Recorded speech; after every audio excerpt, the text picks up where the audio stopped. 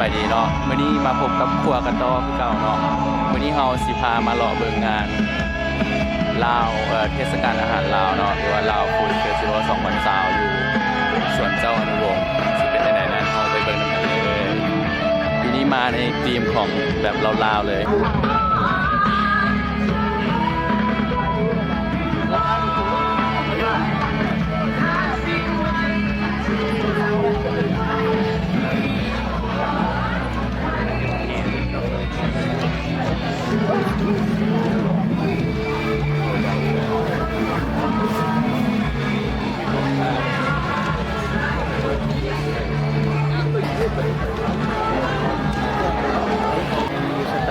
KC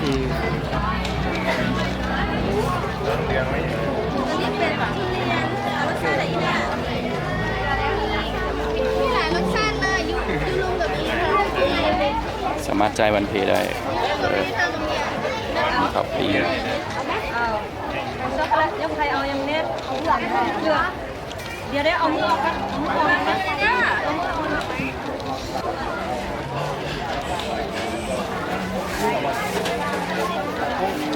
นอกจากอาหารลาวแล้วก็มีอาหารญี่ปุ่นน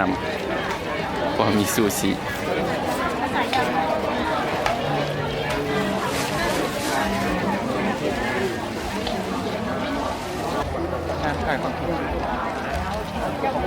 อันนี้มันมาจากสวรรค์เขต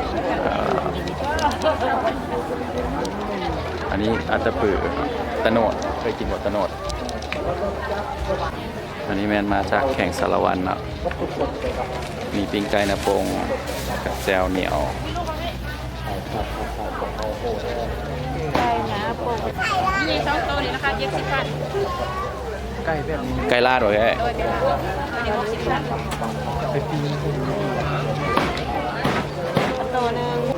อันนี้แม่นหลวงพระบางครับมีหนังยำกินแจว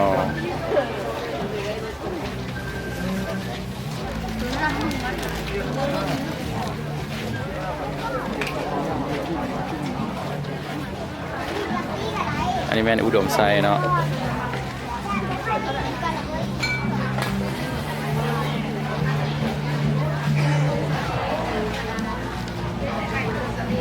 แข่งโบแก้วเฮา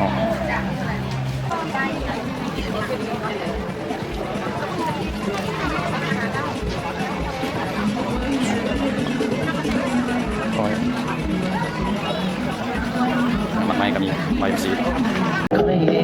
ก็ยังเธอเหมือนกันแต่หากกันไปก็เท่านั้นก็มีวันหยุดสองวันฉันเธอทั้งสังก็เท่ากันแบบนี้พอจะไปกันได้ยังไงจะต้องรักที่สุดล้ำ